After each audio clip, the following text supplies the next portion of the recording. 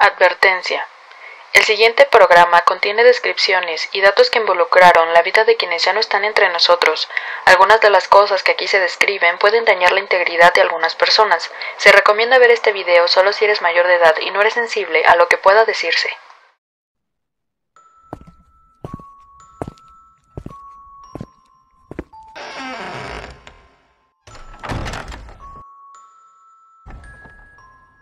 Bienvenido al infierno. Bienvenido al sitio en el que podrás meterte de alguna manera en mi mente. Bienvenido a mi casa, en el que hasta el más cuerdo sacará su lado más enfermo al escuchar atento las atrocidades de las que he sido capaz.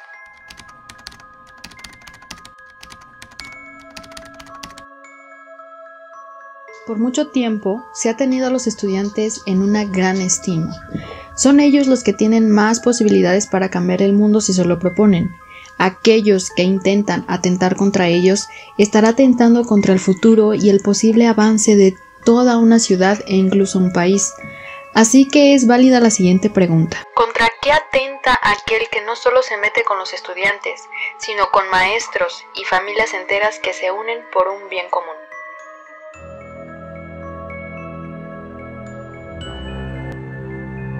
La Ciudad de México era un caos, calles cerradas, policías y gente por todas partes, autos detenidos en el tránsito que no avanzaban ni un poco, y aunque pudiera parecer que las personas estaban molestas por el caos, no era así. Muy pocos estaban en contra de las marchas o de toda la gente que estaba en las calles en medio del caos. La mayoría de las personas en la Ciudad de México estaban apoyando a un gran grupo de estudiantes que estaban alzando la voz, que estaban cansados. Ya se les habían unido maestros e incluso sus familias. La gran reunión se había programado en la explanada de Tlatelolco, donde cientos de personas llegaban para manifestarse. Lo que los asistentes no sabían era que iba a desatarse un caos. Tengo muchas ganas de hablar de este tema, pero quiero hacerlo con sumo cuidado para dar la información y no hacer que nuestro compa YouTube se enoje por lo que voy a contarles. Entre las personas que estaban llegando había algunas que traían un guante blanco. Estos no eran civiles, sino que eran elementos del gobierno que estaban por dar el golpe final para dispersar a todos los rebeldes. Pronto comenzó un discurso de los estudiantes, donde leían el pliego petitorio y alentaban a todos para que las cosas no siguieran como estaban. Fueron unas luces rojas en el cielo lo que desató la pesadilla. Pronto comenzaron a llover proyectiles a los manifestantes, quienes intentaron escapar pero no lo consiguieron. Las entradas y calles aledañas de la explanada estaban cerradas por elementos militares. Las personas corrían en todas direcciones e incluso los mismos militares no comprendían lo que pasaba, así que ellos apuntaban incluso a sus propios compañeros que estaban atacando a la gente. Sangre, gritos y miles de personas sin saber qué hacer o a dónde ir.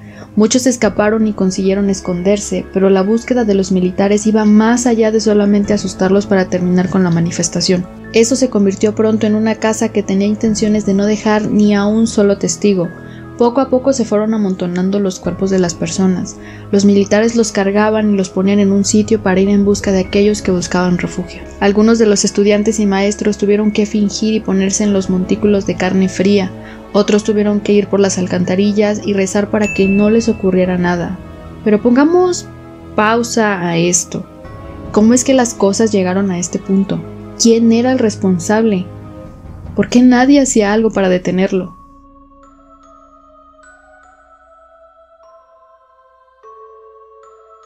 Para comprender todo lo ocurrido hay que ir muy atrás, al punto donde nació un hombre que tiempo después era el responsable de lo ocurrido el 2 de octubre, o más bien uno de los responsables.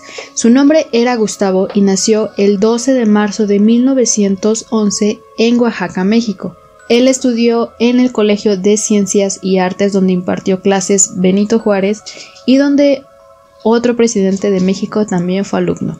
Gustavo fue un alumno que vivió en carne propia la represión, lo cual es irónico porque fue lo que años después lo hizo tan famoso. Para 1937 trabajó como diputado, luego como senador y luego fue secretario de Gobernación y finalmente se convirtió en presidente de México. Puede parecer irrelevante la información de Gustavo, pero es que este hombre era muy peculiar. toda su vida la pasó obsesionado con el orden. Esto se veía reflejado en una de sus pasiones, que era armar y crear rompecabezas. Era de esa manera que se relajaba y sentía que tenía todo bajo su control. Las personas que llegaron a trabajar con él dicen que solía dar juntas que duraban horas y no permitía que nadie saliera al baño o a comer. Era bien sabido que todos los que trabajaban en el gobierno se cuadraban al ver al presidente. Todos se comportaban y se mantenían bien derechitos cuando lo tenían enfrente. Esto sin duda era alimento para él, pero no creo que haya sido el único. Pero de eso hablaremos un poco más adelante.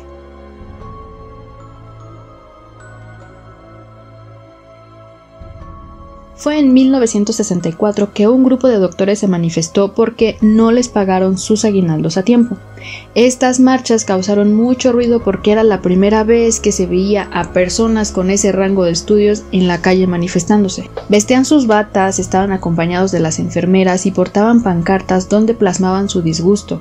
Este movimiento fue reprimido desde su inicio hasta 1965. Las acciones del presidente no solo consistía en desprestigiar a los médicos, sino que ordenó a militares que entraran a uno de los hospitales para desalojar a los médicos huelguistas, y los médicos militares comenzaron a proporcionar los servicios médicos básicos. Los casos más urgentes se enviaban a las instalaciones militares. Gustavo decía a los diputados: el desorden abre las puertas a la anarquía o a la dictadura. Procederemos de forma prudente pero vigorosa contra los responsables. Literalmente todo lo que el presidente decía era aplaudido y, como lo mencioné hace un momento, todos se cuadraban al verlo. No había nadie que se le pusiera en contra, y supongo que era de esa manera por miedo a las acciones que se pudieran tomar en contra de las personas que lo hacían o que lo hubieran hecho. Hubo otros incidentes que demostraron el poder del presidente. Un periódico cerró de manera indefinida cuando, de manera accidental, cambiaron el pie de dos fotografías. Eran dos imágenes. En una había una foto de unos gorilas y en la otra estaba una foto de la Cámara de Diputados. Resulta que el periódico puso que el zoológico se enriquecía y la imagen era de la Cámara de Diputados. Otro de los eventos fue una represión que se llevó a cabo contra un movimiento que estaba encabezado por Carlos Madrazo. También quitaron al director del Fondo de Cultura Económica por publicar un libro. Hicieron que renunciara el rector de la UNAM. En fin, cada cosa que hacía el presidente parecía que tenía otras intenciones.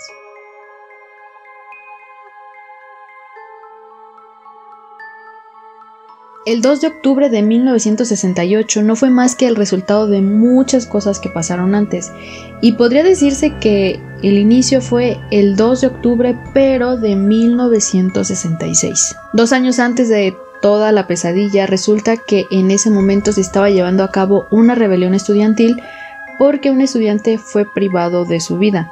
Los estudiantes pensaban que este suceso se debía a que el joven estaba afiliado a cierto partido político y que el crimen tenía connotaciones políticas. Sin embargo, las investigaciones arrojaron que supuestamente el incidente fue el resultado de una bala perdida, pero los estudiantes no se creyeron esta historia. Así que tomaron el cuerpo de su compañero y se manifestaron por las calles de Morelia. En todo momento presentaron el incidente de su compañero como si fuera una víctima del gobierno, y esto hay que tenerlo muy claro. Los estudiantes exigían que desaparecieran los poderes del Estado, que son ejecutivo, legislativo y judicial.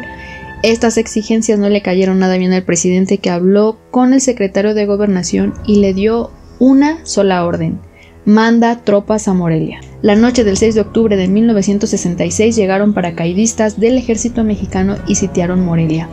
Desfilaron en su entrada nocturna a la ciudad mientras tocaban tambores, después ocuparon la universidad, en fin, se armó un desmadre. Mientras que el ejército se apoderaba de la casa de estudios, el ministro de Defensa llamó por teléfono al gobernador para comunicarle que se haría una limpia de las casas de los estudiantes, muchos de los cuales fueron arrestados, otros consiguieron esconderse o huir. Fue de esta manera en la que quedó sofocado el primer brote de rebeldía juvenil. Un año después se repitió esta escena, pero ahora el lugar fue Sonora. El ejército intervino para controlar los desórdenes estudiantiles. Al comenzar julio, Gustavo envió a la Cámara de Diputados una iniciativa de ley para conceder la ciudadanía a los 18 años.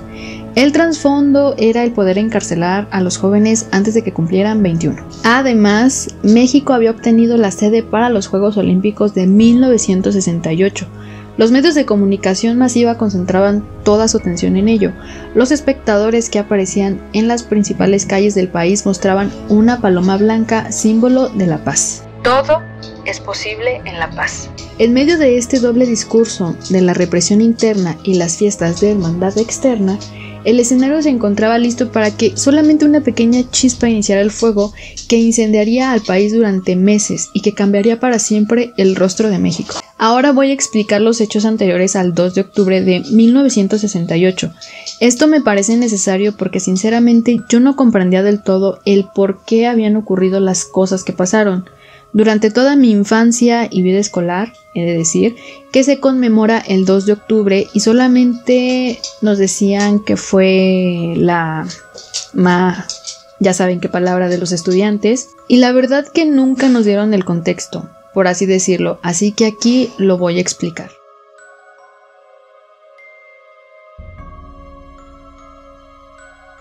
Todo comenzó con un partido de fútbol callejero, y ya sé, esto es bastante extraño.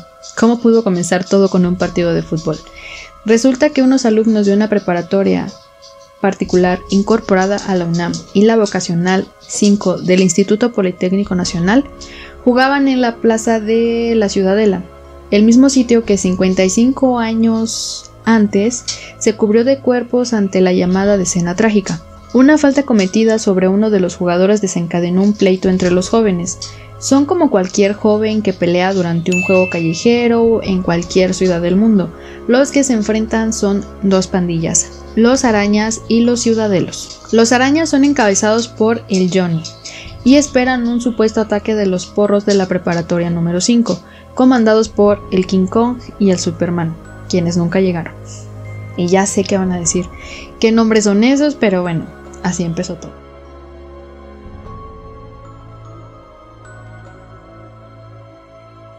Las pandillas se enfrentan con estudiantes de la preparatoria Isaac 8 Terena. También intervienen estudiantes de las vocacionales 2 y 5. Entre ellos se encuentra el Tibio Muñoz, un clavadista. En esta ocasión, en vez de que aparezca un maestro o un policía para calmarlos, aparecen granaderos. En lugar de separar a los jóvenes que pelean, comienzan a atacarlos. Los alumnos de la vocacional corren a la escuela y los ganaderos los persiguen hasta el interior. ¿Qué manera de detener las peleas son estas? En fin, en el lugar sin hacer distinción se ponen a golpear a todos los alumnos que se encuentran en su camino. Golpean a maestros, maestras que protestan ante la agresión o que simplemente se asomaban desde sus aulas para saber el motivo del ruido y de los gritos. Una maestra de matemáticas es golpeada con mucha fuerza en el patio. ¿Y por qué? Pues no más. Porque sí. Los estudiantes, al rechazar estas agresiones, hace que los ganaderos utilicen sobre ellos las culatas de sus armas, les rocían gases y hasta piden refuerzos, como si estuvieran enfrentándose a unos criminales de alto calibre. Como dato curioso, uno de los estudiantes a quien golpean es Ernesto Zedillo Ponce de León, que 26 años después se convertiría en presidente de la República Mexicana. Volviendo al tema, este altercado duró 3 horas. Al lugar llegaron 200 elementos de la policía e incluso llegaron elementos de la policía secreta. Esta fue la primera batalla que desencadenó 72 días de golpes, protestas, marchas, persecuciones y el resultado que ya conocemos.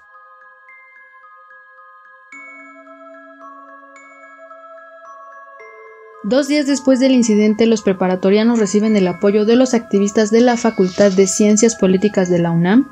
Lejos de calmarse, los jóvenes de las vocacionales 2 y 5 preparan la protesta contra la represión, con el respaldo de otros centros educativos del mismo Instituto Politécnico Nacional. La Federación Nacional de Estudiantes Técnicos convoca a una manifestación de protesta.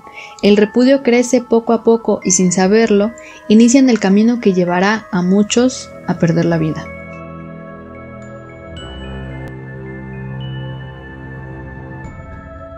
Para el momento de las marchas ya hay 2 personas que están documentando todo el movimiento en fotografías. Este día hubo 2 marchas, una convocada por la Federación Nacional de Estudiantes Técnicos y la de las agrupaciones de izquierda para festejar el 15º aniversario del asalto al cuartel unificada en Cuba. Al terminar la primera marcha, muchos de los estudiantes se dirigen al Zócalo, donde son atacados. Luego se concentran en el hemiciclo a Juárez con los integrantes de la segunda marcha, y ahí atacan los granaderos con gases y aparecen como respuestas piedras que extrañamente aparecen en los basureros como si se hubieran puesto ahí mágicamente o como si alguien las hubiera acomodado ahí antes de los hechos.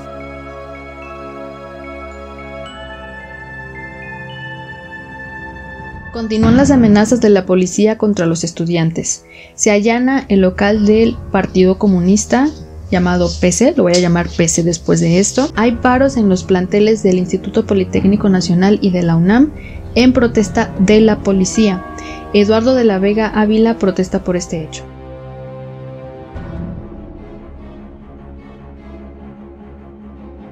Los porros o golpeadores de la FNET, que es la Federación Nacional de Estudiantes Técnicos, agreden a los estudiantes que están custodiando la zona de la preparatoria de San Ildefonso.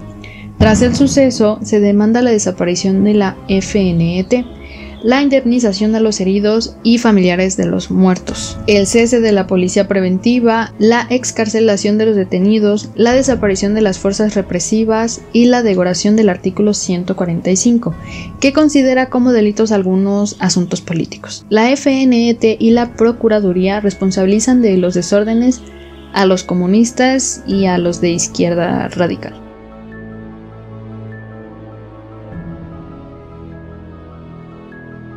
Dos policías son apresados durante varias horas por estudiantes de la prepa número 7. El transporte público es suspendido. Por la noche se registran choques violentos en la zona de San Ildefonso, en el centro histórico de la Ciudad de México. Prepa 1 y las vocacionales 2, 4 y 7 se solidarizan con el paro.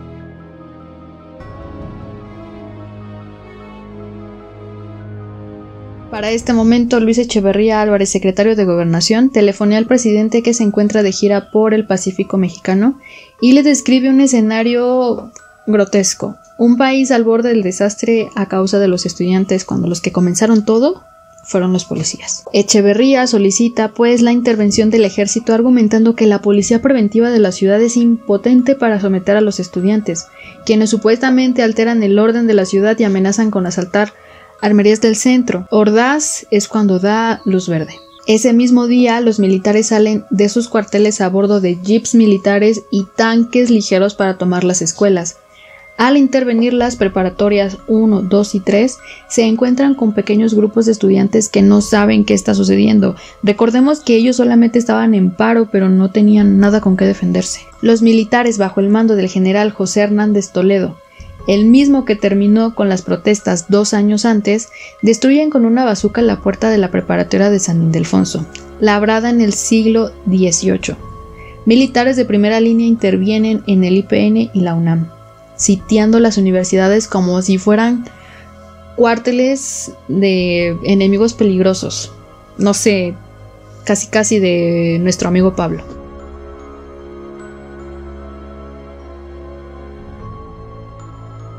El rector Javier Barros Sierra protesta por la ocupación de los planteles. El comité de huelga del Politécnico desconoce a la FNET por estar al servicio del gobierno y por traicionar a los estudiantes. El secretario de Defensa, Marcelino García Barragán, cree que Luis Echeverría instruye al rector Javier Barros para que organice una manifestación de maestros y alumnos con el fin de justificar la intervención de las Fuerzas Armadas. En cambio, Javier Barros, un hombre firme en sus convicciones y principios, cuestiona la versión militar.